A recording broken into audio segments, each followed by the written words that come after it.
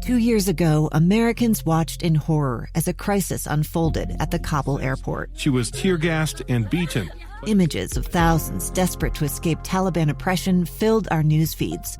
More than 80,000 Afghans made it to America. But the story didn't end there. It was very cold. There was no power, no heat. Who would help our newest neighbors? I'm Andrea Smartin. In Stranger Becomes Neighbor, you'll hear the stories of some remarkable refugees who left their homes and their dreams behind, only to start over from zero. Their only possession was 3 blankets. And you'll meet Americans who stepped up to help them. You want me to come when you deliver your baby. What can one person do in the face of an international disaster decades in the making? That's Stranger Becomes Neighbor. Find us at kslpodcast.com. Follow us on Apple Podcasts or anywhere else you listen.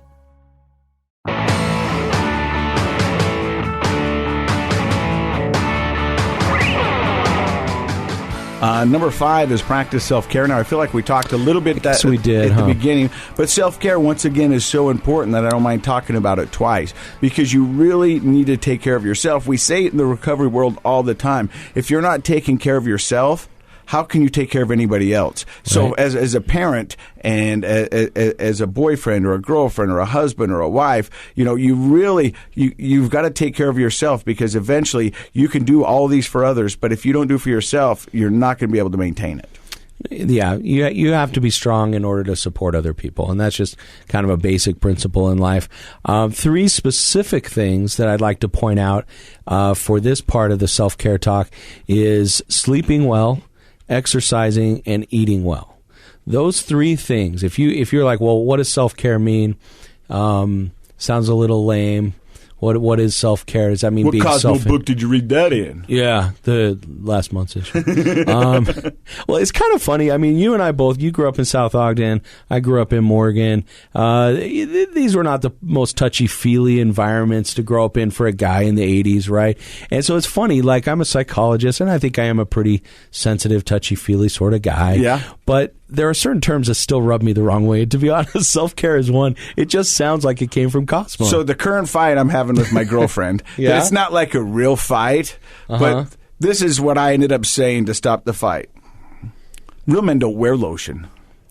Real men don't wear lotion? Yeah, because she's like, hey, you're getting kind of ashy. You could probably use some lotion. Ashy? Yeah, and I was like, I don't wear lotion. And she goes, what do you mean you don't wear lotion? I go, I've never put lotion on. I'm not a lotion kind of guy. Yeah. The guys I grew up with aren't lotion kind of guys. And she goes, you really don't wear lotion? I go, I don't even have lotion. And so she goes, what about your friends? I go, none of my friends wear lotion. Yeah. She goes, really? And so I got on the phone. I called D-Dog, Drunko, T-Bone, and this is all I did. I put the phone on speaker. Hey, do you got any lotion? No, why? Well, first of all, you're calling a guy named D-Dog. Yeah, D-Dog don't wear lotion. That's kind D-Dog, of a guarantee. C-Money, right? Drunko, T-Bone. You guys don't wear lotion. No. I'm glad you didn't call me. Do you wear lotion? Oh, yeah, I like lotion. It's dry here. No, but that's the kind of self-care. But I'm just saying, you're exactly right, though. That kind of stuff we resist. Yeah. But the reality is, whatever you want to call it, taking care of yourself, self-care, being healthy, those are really important things to do during the holidays. Sleeping well. Holidays are a prime time for sleep problems. There's so much to do. You get home late from work. You still got to set up Christmas or do the presents or go to parties, and it's easy to get run ragged. So look for opportunities to sleep well. Get to bed early. Treat yourself. You will have so much more energy to maintain your sobriety. For that one, number 1. Number 2, exercise does not necessarily mean if you have an exercise routine like you. I know you like to go to the gym. Yeah. So for a guy like you who regularly exercises, I would say plan on keeping it up. Yeah. Don't let it slide during the holidays. For other people that aren't maybe going to the gym or they don't have a running routine, that sort of thing, I would say start walking. Go check out the Christmas lights in your neighborhood. Absolutely. Take a walk every evening. Take the dog out for a walk. Go look at Christmas lights. Do some things that get you active. Take the stairs at work, park at the far end of the parking lot. Get your blood pumping during the holidays, because one of the problems with this season of the year that I see a lot is the seasonal affective disorder. And it's cold, it's dark, we become more lethargic and sedentary, and it's important to get moving. Here's one thing that C-Money's been doing around his house lately. I love it. Okay, and so because I'm not going to lie to you, I mean, I'm a big fan of television, and I watch a lot of TV. I know, and my kids watch a lot of TV. But the thing that I'm trying to do now is that we watch our show, and during commercials, we do 20 push-ups. The next time, we do 20 sit-ups. And so it's just something to in between. Yeah. And now they watch YouTube or whatever they did. There's no commercials. But when I'm watching my old school TV, my Blue Bloods or my NCIS, whatever, when the commercials pop up, right? Get down and do 20 push-ups, do 20 sit-ups. And so I'm trying to get that into them because I don't think my kids get out and move much. I wish they did more. But we did get season passes to Snow Basin, so we're going to be skiing this holiday season. There you go. But you're right. I mean, you got to start off slow. Yeah, start off slow. Here on our list, we're calling it exercise. But you can think of that as just being active. Just move a little bit more. If you're watching old school TV, I think a little exercise on commercial breaks is a good idea. Go sledding. Sledding's awesome. Right?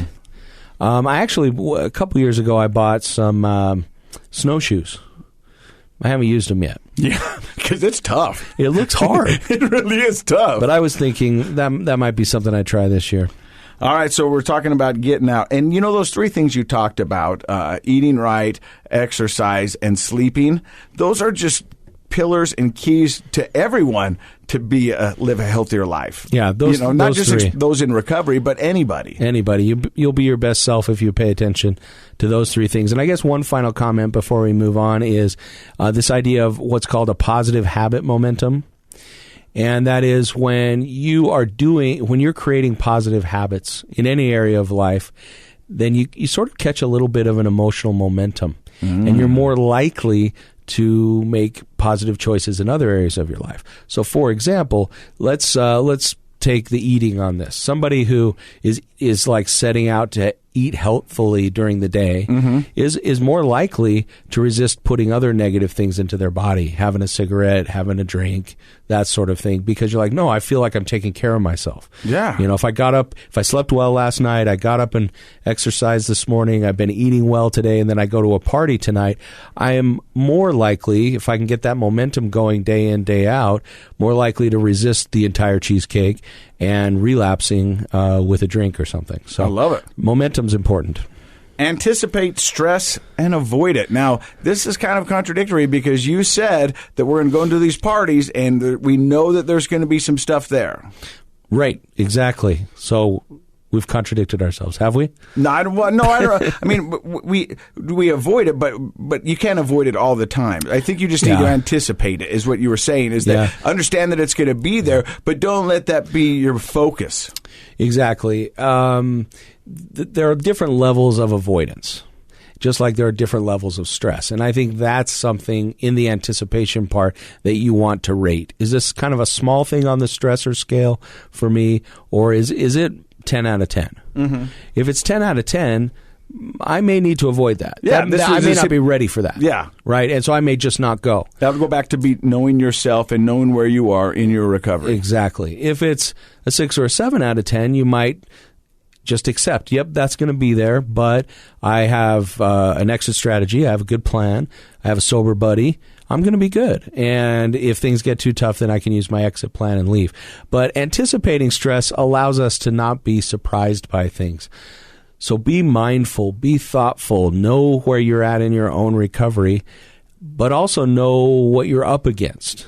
Does that make sense? Oh, yeah. So if you mentioned season ski passes, well, if that was a place where a person who's currently in recovery did a lot of their drinking, then, and this is their first winter sober, they might realize, I'm going to avoid going skiing with all those buddies that are still drinking heavily on the slopes. Or I'm going to go with my kids. Or tailgating lunch out there in the parking lot. Exactly. A tailgating lunch could be too much for you right now. It might be a 9 or a 10 out of 10. So know where you're at. Anticipate your stress. Think it through. For some people, adding a number to it's pretty helpful, like I just did.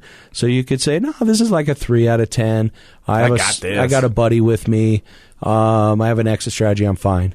But if it's an upper number, 7, 8, 9, 10, you might decide, well, I'm going to leave, like you said, I'm going to leave at 10:30. Before things start getting crazy, I'm going to leave the party so I can say hi to everybody, socialize, enjoy myself. I'm going to go home, get a good night's rest, get up and exercise tomorrow. So that's the type of avoidance that I'm talking about. We're going to number 8, and this one is, I think we're going to be able to get some time out of it because it's set clear boundaries. And this is for the family members and also for those in recovery. Because, you know, if this is your first time back to a party and you've ruined a couple Christmases in the past, the parents are going to have to say, listen, we're not going to let you do that to this Christmas this year. So you got to know that if you come in here and you have one drink, we're going to ask you to leave. Yeah. So now we're talking about families. What can families do? And you're right. I think it's healthy. It might be a little bit of a difficult or awkward conversation to have the first time you do it. But it would be better to have the conversation before the night began.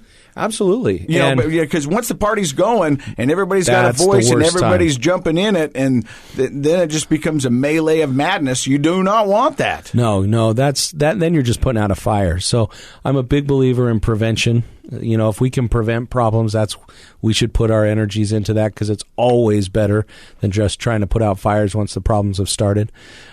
If you approach this, setting clear boundaries with family members, if you approach that with a lot of love, then usually they understand it. And so if you are the family member who is still using or drinking and somebody came up to you and said, listen, you know, we have some of the family members here that are in recovery, or even if we don't, you know, we've had some rough family holidays in the past where things kind of got out of hand. Like a mellow one, let this one be about the kids. Right. This is a family party that includes young children and all those things. So we just want to let you know, here are our boundaries. You know, here are our expectations for the night. And if you think you can do it, you're more than welcome. But if these seem to be like a no-go, then we understand. Yeah, I think you'd be straightforward and say, we love you, we want you here, but I need to hear if you can agree to that. Yeah, and it says right here, this is a much better alternative to banning family members who use from the event. You know, right. You know, to make them, because you don't know if that person is just going to go out, my family doesn't even want me, and then they go out into a darker spot. Say, no, we want you, but we want you. Right.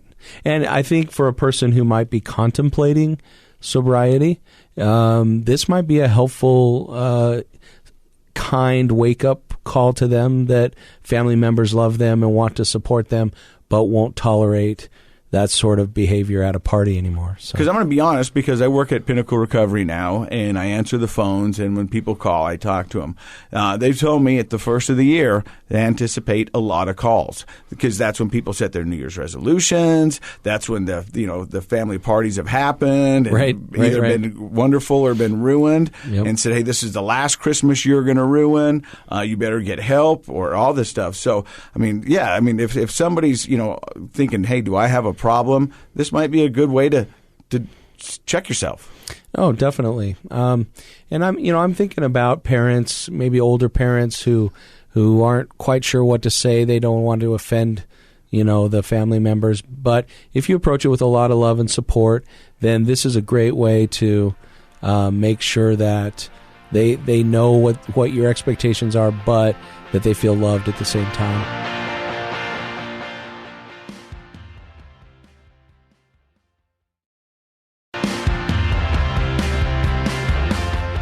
We sort of skipped over number 7. I'd like to jump back to that one because I have a nice movie quote in there. Hey, so we skipped over number 7. I'd like to jump back to that real quick if we could. I noticed there's a good movie quote in there. Yeah, that is a great suggestion. Awesome. Thanks, C-Money. Yeah. What's number 7? Set reasonable expectations, which is related to clear boundaries. Let me explain the difference. The movie quote that came to my mind in here was from Christmas Vacation, all-time classic. Ellen says, Clark, you set expectations that no family event could ever live up to. And then Clark says, when have I ever done that? Like in all the other movies, right? Yeah. So the idea here is that while I love the idea of the Norman Rockwell perfect sort of Americana holiday celebrations from Thanksgiving all the way through New Year's, Does that ever really happen? No, I don't think so. No, I think Norman Rockwell was probably like, "Shut up! I'm trying to paint." You know, like I mean, it's But to be honest, the majority of my Christmases and vacations are more like the Griswolds than the Rockefellers have ever been, and I think that's the majority of everybody for sure. Because we look at the postcard, we look at all that, and you go, that's the goal. But the reality is, life doesn't work that way. Right. And so if you have clear expectations for yourself and discuss it, this is a family suggestion. So these might be, family members who are throwing the party, people you invite. Let's have reasonable expectations for the event. It's not going to, if you have little kids, after about 9 o'clock, it's going to get ugly. Mm-hmm. Like have realistic expectations. Those kids are going to get tired and cranky, or something's not going to go well. Things aren't going to be perfect. So just not setting yourself up for disappointment, because that can be a trigger for a lot of people at the holidays. There's a lot of stuff out online that you might be reading right now about holidays and holiday stress in general, and there's a lot of information out there.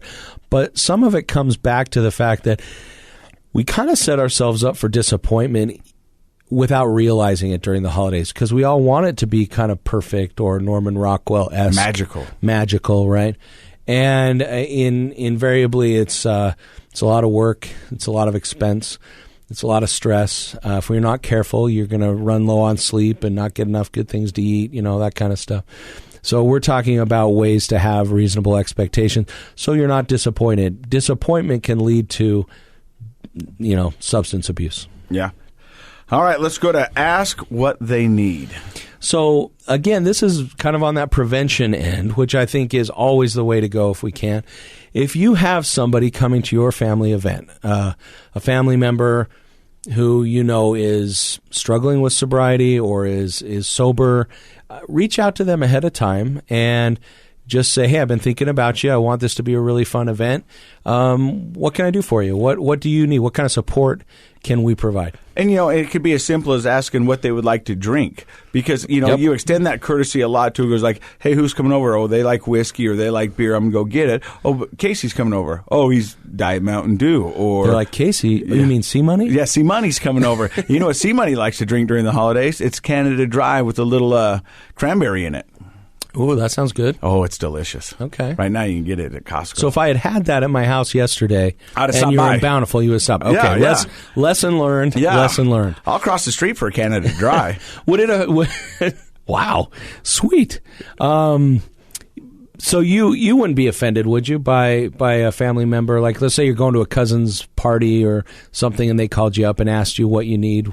Would that bother you? No, I would be apprecitive of it. I would think that would be so cool. Do you think that represents what other people in recovery I think so, because, feeling? I've been there. I was been in my active addiction while people were going through it, and you'd hear, "Well, I don't got anything but I don't got kids drink. This is a party. There's water." Right. And it was like, oh. I'll have some tap water, thanks. Yeah. Although I don't mind tap water. That's a better alternative. Yeah. But just to say, hey, look, have some other options out there for those who... Well, you bring up a cool point, which I hadn't even thought of, and that is hosts of parties often seek out knowing what the party goers want to drink. Like, is this a red wine, white wine crowd? Is this a beer crowd? Who likes whiskey? Oh, he doesn't like, he likes vodka. So, it's often you're going to show up, and that's going to be something that the hosts have thought of. Yeah. So if you're a host, let's extend that courtesy. Yeah, if it's normally a ruckus crowd and they like the alcohol, have something there. Not just Diet Slice, unless you're into Diet Slice, but usually that's a mixer. I like the Canada Dry. That sounds good. Oh, it's cranberry. Good. Yeah, that sounds good. So, or whatever else they need. It could be. I think it absolutely does have to do with drinks, so that person feels comfortable and their enjoyment. Tap water at a party. Come on, right? Yeah. But I think it's important to ask, is there anything else we can do? And oftentimes, just by extending that invitation to let me know what you need, I'm thinking of you, that's so inclusive and validating. It lets the person know that they're invited and they're still welcomed, and they're not a burden, and that it's not like, oh, we got to get something for the sober cat. Exactly. Yeah. And so, if you have a loved one or a friend, somebody coming to a party that is wanting to work on their sobriety, reach out and let them know you love them and that you'd be willing to do whatever they need. I'm really excited for number 10 because this is something that I wanted to talk about. Yeah. Don't turn a holiday party into an intervention, because I think that happens a lot. And it's not just a holiday party, it's any party, because you get all family members there. It's a recipe for disaster, and eventually something could go wrong and does go wrong, and then that's when everybody gets together and goes, we got to do something. Well, the time's not to do it right now, because it's just going to escalate and it's going to get ugly. I'm just telling you from personal experience. Interventions are not parties. No. Right? No. But I think it makes sense superficially that people would say, hey, wait a second. We're all here. Yeah. We got grandma from Boise. And we got the cousins from St. George. We got everybody in town. We're here to tell you what you're doing. Let's celebrate and tell so-and-so he needs to go to rehab. We're all here. Yeah. And it's not a good idea to tell somebody they need to go to rehab when you've got a Coors Light in your hand. Right. Exactly. I'm just telling you, it's probably not the best scenario. It might not go over well. But I think that's what you need to do is go, if you do some of these things that we talked about earlier, hopefully there won't be an episode where you have to turn it into an intervention, but the time is not right to do that. Even if there's an episode, let's say somebody has too much to drink and they cause a scene. My advice would be, again, as much as you can with kind of a loving approach, separate them from the group, help them kind of get sobered up, and I just mean, get the drink out of their hand, get them home, get them into bed, whatever you need to do. And then afterwards is a time to say, hey, I was really worried about you the other night. Could we talk about it? That depending on your relationship with them, of course, and that sort of thing. But at the moment, that's not the time to say, hey, you're super drunk right now and causing a scene. Why don't we get all the cousins in here to tell you what we think of you? Like that's never going to go over well. Bad idea. And I believe, and we learned a few episodes back on the show, that, successful interventions are generally well planned and guided by a professional. Yeah, and it's not a heat of a moment type thing. It can't. If it's reactive, then it's going to feel punitive to the person that you're trying to help. And a true intervention comes from love. It comes from love, and it's well thought out, concern, well planned out, and there's an appropriate plan in place so that if the person is willing to accept that suggestion, then we can get that ball rolling right away. At a family party, if the person's like, okay, I'll go to rehab, they're like, sweet, well, we're kind of busy this week. Maybe after we sober up on New Year's Day, we'll find a place for you. Right? Like, I mean, we can't be haphazard about how we do this. No. And so I think these are all great ways to help you through the holiday season so everyone can enjoy the holiday season. I'm really excited because really, this is my first year. Although it's been 16 to 17 months since I've had a drink, this has been the first year of, where I'm going into the holidays. I'm in a better place. I feel like I can do this, and I'm so stoked about it. And it's the littlest things of seeing the Christmas lights on the house and watching Christmas shows with my kids. I mean, it really is a magical time. And we got to remember that's what it's all about. It's not about the partying, although the partying does go along with it. Yeah, I think fun is a byproduct of all those other things you mentioned. Spending time with people you love, doing activities that you enjoy, you end up having fun. Just trying to force the fun with a lot of drinking and partying, that's what's promoted in the media, on TV, television shows. It's kind of what young people try out. But the reality is it doesn't result in fun. I mean, you and I have had quite a few conversations about how much more fun you're having now sober, primarily because you can remember the whole event you went to. I'm 45, dressed as an elf on a shelf, and I'm having a fun time. Right? Yeah, making good dough and entertaining and having fun with people. But like if you go to something with your daughter, you're going to remember that. And that's fun, being able to think back on that stuff. Not only am I going to remember that, they're going to remember that. And they're going to remember me in a much better position than I have been. Definitely.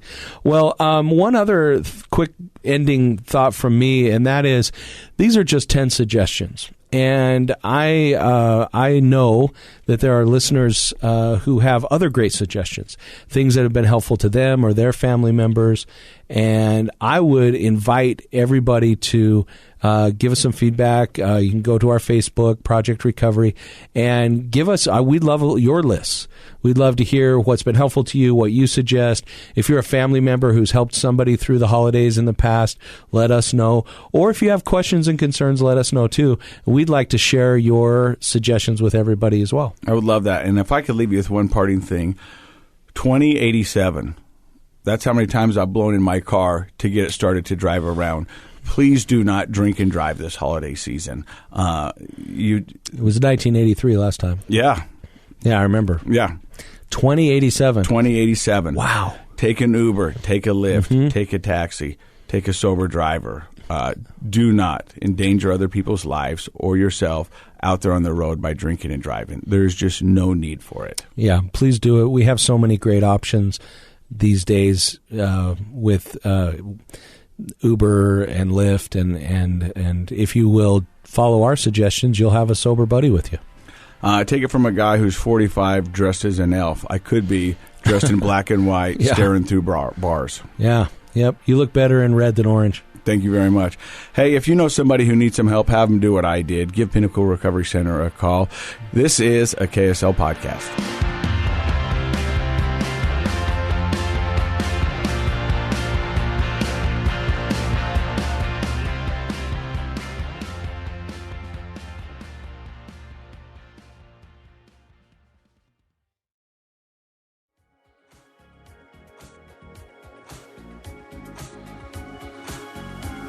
The contents of this program are for informational purposes only. The program is not intended to be a substitute for professional medical advice, diagnosis, or treatment. Always seek the advice of your physician, licensed therapist, or other qualified health provider with any questions you may have regarding a medical condition. Never disregard professional medical advice or delay in seeking it because of something you've heard on this program.